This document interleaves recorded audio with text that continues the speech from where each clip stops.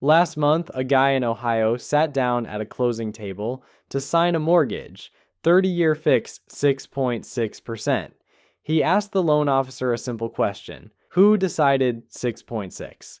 And the loan officer gave him the corporate smile and said, "That's just where rates are right now."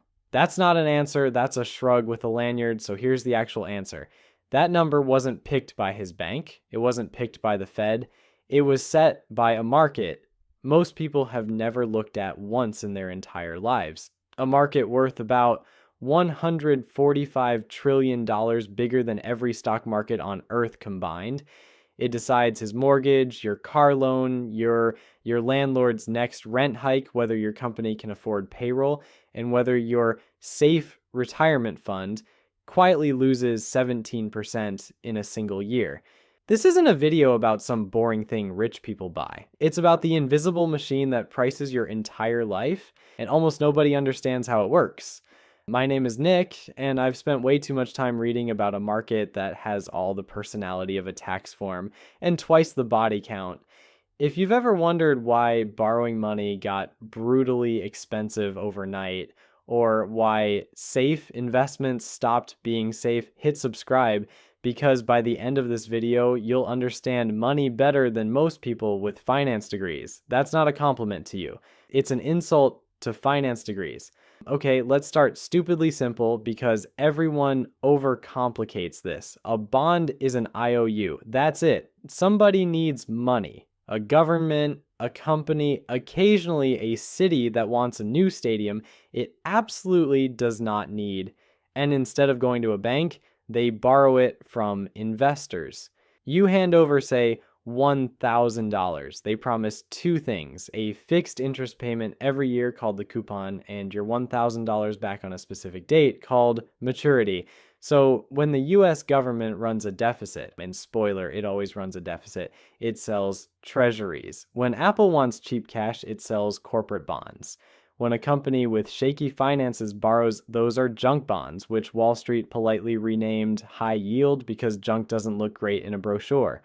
Now here's the part that 90% of people get wrong, and it's the single most important idea in this entire video. Let's say you buy that $1,000 bond paying 2%, you get $20 a year, fine, boring, whatever. A year later, interest rates rise and brand new bonds, same $1,000, same borrower, now pay 5%. $50 a year. Question: who's buying your bond? You walk up to an investor and say, "Hey, want this thing that pays $20 a year?" And they say, "Why would I do that when the government is handing out $50 a year next door?" Your bond didn't change. It's still paying exactly what it promised, but it's now the financial equivalent of a used iPhone 11. It works fine.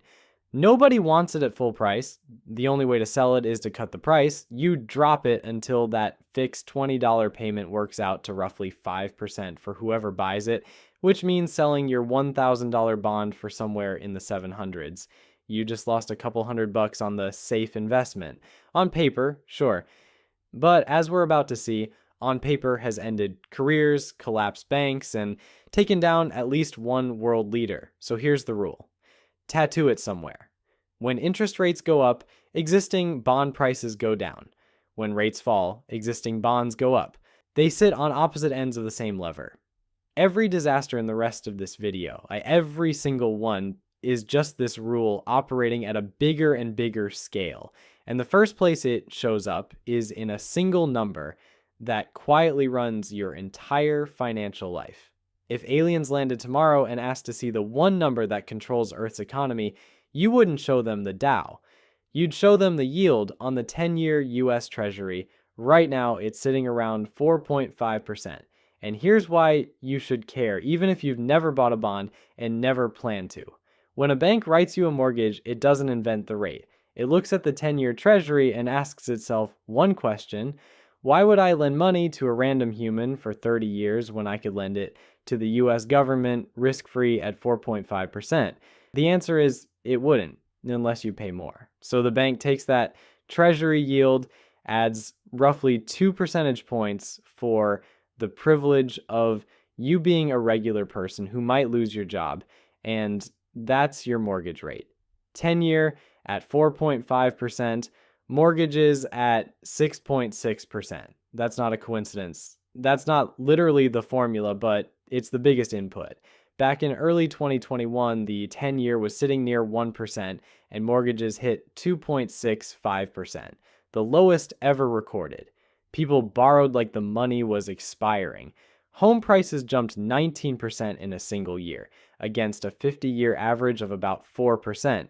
Then, the 10-year ripped higher, mortgages crossed 8% by late 2023, and the housing market basically froze mid-bite, like someone hit pause on a nature documentary. The bank didn't do that to you. The bond market did. And it doesn't stop at houses. Car loans, credit cards, student loan refinancing, the rate your city pays to build a school, the rate your employer pays to fund its expansion, all of it is priced off treasuries. When yields rise, every borrower in America gets the same rent increase at the same time. Companies that loaded up on cheap 3% debt in 2021 suddenly faced refinancing at 7%. And when your interest bill doubles, you don't write a sad LinkedIn post, you cut costs, which is a polite way of saying layoffs. A chunk of the job losses in 2023 and 2024 weren't really about the economy, like they were about the bond market quietly repricing everyone's debt. Oh, and one more party trick. The bond market predicts recessions better than basically every economist alive. Normally, lending money for 10 years pays more than lending it for 2. Longer wait, more reward. Makes sense. But occasionally that flips, and short-term bonds pay more than long-term ones. It's called an inverted yield curve, and it means investors are so nervous about the near future that they're stampeding into long-term safety. Researchers at the Fed checked the track record. That signal has correctly called every U.S. recession since 1955, with exactly one false alarm. 9 for 9 plus 1 mulligan in the 60s. Your horoscope wishes it had that hit rate. So while CNBC argues about vibes, the bond market just quietly raises its hand and says, trouble's coming, and it is almost always right. This is why political strategist James Carville said back in the 90s that he used to want to be reincarnated as the president or the pope, but now he'd come back as the bond market because you can intimidate everybody. He wasn't joking, and in a few minutes I'll show you the bond market intimidating an entire country into firing its leader in 45 days. But first, we need to demolish the biggest lie in personal finance. Quick favor before the carnage. If this video is connecting dots for you, hit the like button. It's free, it takes a second, and it tells the algorithm that humans actually want to understand money. Okay, back to it. Here's what every financial advisor, every retirement brochure, every target date fund has told you for decades. Stocks are the risky part, bonds are the safe part. 60% stocks for growth, 40% bonds as your seatbelt. Then 2022 happened and the seatbelt strangled everybody. The Fed jacked rates from basically 0 to over 4% in 9 months to fight inflation. And remember our rule, rates up, existing bond prices down. The broadest US bond index fell 13% that year. Worst year in its entire history, going back to 1976. Long-term treasuries, the safest assets on the planet, got absolutely obliterated. Long-dated zero-coupon treasuries lost 39.2% in 2022. One researcher checked the records and found that's the worst year for those bonds going back to 1754. Not 1954, 1754. There were 13 colonies. We hadn't invented America yet, and bonds had never had a year that bad. The classic 60-40 retirement portfolio lost about 17%, because for the first time since 1974, bonds didn't cushion the stock crash, they piled on. Millions of retirees opened their statements and discovered the safe sleeve of their portfolio was the thing bleeding. So were they lied to? Sort of. Here's the nuance nobody explained. Bonds protect you from one risk, the borrower not paying you back. The US government will always pay you back, but there are 2 other risks hiding in the fine print. Inflation, which quietly shrinks what those fixed payments can buy, and the big one, Interest rate risk, which is everything we just covered, and there's a number that measures exactly how exposed you are. It's called duration, and it's the most useful concept you've never heard of. Rough translation: duration tells you how much your bond drops for every 1 point rise in rates. A fund with a duration of 6 loses about 6% when rates rise 1 point. A long-term treasury fund with a duration of 17 loses about 17% per point. And in 2022, rates rose more than 4 points. Suddenly, Grandma's bond fund is moving like a tech stock, except without the upside or the fun. Now, here's where it gets cinematic, because this exact same math, this one rule, started taking down bigger and bigger targets. First a bank, then a country. Watch the dominoes. Domino 1, Silicon Valley Bank, March 2023. SVB took in a flood of deposits during the tech boom and parked over $91 billion of it in long-term bonds with an average duration around 6 years. Safe assets, remember? Then rates spiked, and by the rule you now know, those bonds silently lost more than $15 billion in value.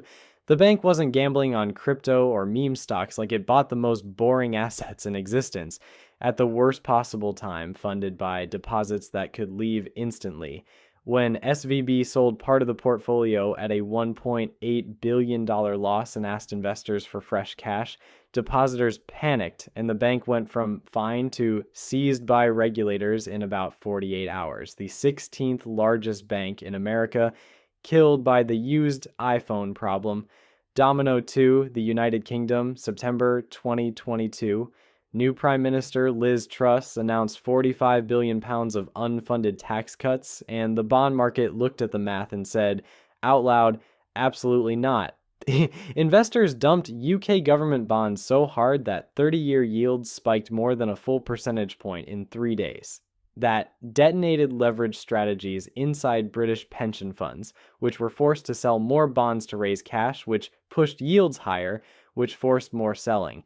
A doom loop with the entire retirement system inside it. The Bank of England had to launch emergency bond buying, later admitting some pension funds were hours from collapse. And here's my favorite economic indicator of all time. A British tabloid set up a live stream of a head of iceberg lettuce next to a photo of Truss, asking which would last longer. The lettuce won. She resigned after 45 days, the shortest premiership in British history, because the bond market fired her. Carville wasn't exaggerating. The bond market can intimidate everybody up to and including the person running a G7 country. Domino 3, the small one that says everything, Austria. In 2020, Austria sold a 100-year bond, matures in the year 2120, paying a coupon of 0.85%, and investors bought it enthusiastically. Why would anyone lock up money for a century at less than 1%? Because of where the world was at that moment. Roughly $18 trillion of bonds globally had negative yields. Investors were literally paying governments for the privilege of lending to them, the financial equivalent of tipping someone for borrowing your lawnmower. Next to that, Austria's 0.85% looked like a luxury product. Then rates normalized, the negative yield pile evaporated, and that century bond lost roughly 75% of its value from the peak. It's a rock-solid government that will absolutely pay every penny back in 2021 to the original buyer's great-grandchildren. Everyone in between owns a sovereign bond that performed like a meme stock without the Reddit memes, one rule. A portfolio, a bank, a pension system, a country, so you'd think, after all that, the biggest borrower on earth would be playing it careful right now about that. The single largest borrower in the history of money is the United States government, and his tab is currently around $39 trillion. Now, big debt numbers are basically white noise at this point, so let me give you the one stat that actually matters. This year, the US will spend over $1 trillion just on interest. Not paying down debt, not building anything, just interest. The minimum payment on the national credit card. For perspective, that's more than the entire defense budget. The United States now spends more money servicing old debt than it spends on the most expensive military in human history. Interest is now the second biggest line item in the federal budget, behind only Social Security, and on the current path, it eventually takes first place. Imagine your credit card interest costing more than your rent, and your plan is to keep the card. The bond market noticed in May 2025, Moody's, the last major rating agency still giving America a perfect score, downgraded the US. For the first time in over a century, the United States doesn't hold a top credit rating anywhere. The country didn't change overnight. The math just stopped being ignorable. Debt around 100% of GDP and climbing, deficits near 6% of GDP in a year when nothing's even technically wrong, and the customer base is getting picky. Foreign investors used to hold over half of US Treasuries back in 2008. Today it's around 30%.